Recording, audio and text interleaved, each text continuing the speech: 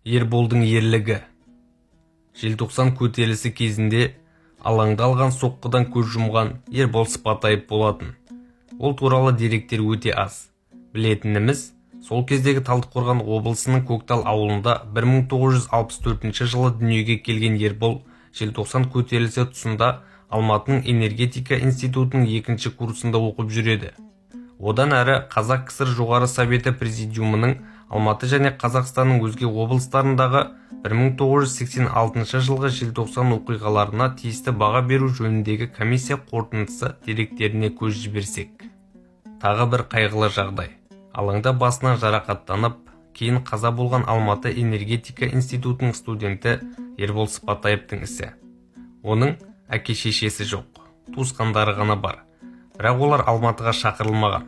Қаза туралы анықтаманы ауруханадан мемлекеттік қауіпсіздік комитеті қызметкері алады. Сосын ол милиция қызметкерлерімен бірге мүрде салынған табытты туысқандары тұратын жерге алып жүреді.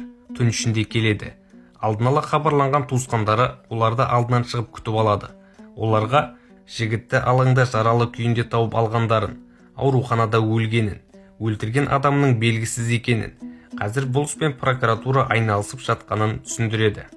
Прокуратура шынында да іс қозғады, бірақ ол оның өлімі туралы емес, оқиғаларға қатысы жөнінде еді.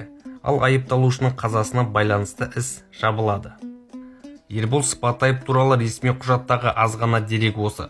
Ербол туралы Шаяхмет Оразымбекұлы есімді азамат, ол алаңға өлім іздеп барған жоқ еді атты мақаласында бұрын-соңды кездеспеген тың деректер ұсынады. Мақалада былай делінеді.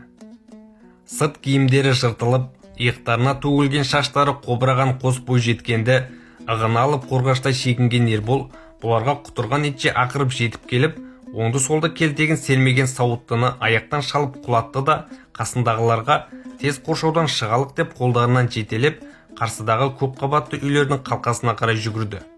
Бұлар қарулылар қоршауынан жүгіріп өтіп, тар көшенің бойымен төмен қарай түсе бергенде, арт жақтан естілген зілді дауысқа жалт қараса, қолдарында сапер күрегі бар екі формалы қуып келеді екен.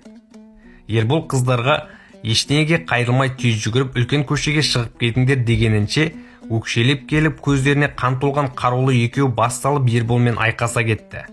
Қолына иығына түйген күрек соққыларына қарамастан арпалысқан Ербол оларға біразға дейін алдырмады. Ұзын турасын жамбасқа салып алып ұрды. Тұра бергені сол еді, басына сарт ете түскен соққыдан әп-сәтте көзі қарауытып сала берді. Бар күшін жиып төніп келген екінші соққыға қолын төсеп үлгерді. Бірақ аяғы тайғанап сүрініп құлады. Осы сәтте орнынан әрең тұрып үлгерген ұзын тұра жүгіріп келіп Ерболдың басына ауыр затпен салып қалды. Қапыда қалған албырт жас көрсетіп құлады. Аяушылық пен мейірімділік атауını ұмытқан әлгі екеуі былапыт сөздерді қарша боратып құлап түскен Ерболды аяусыз тепкінің астына алды. Ауыр соққылардан Ербол есін жоғалтты. Одан әрі не болғанын білмейді. Есін жиып кірпігін көтеруге ғана шамасы келгенде байқағаны маңында тұрған ақ халатты дәрігерлер еді. Алдында тұрған ақ халаттыларға жалыны сөніп бара жатқан көздерін қадап жатып ол, қыздар құтылды мекен деп ойлайды.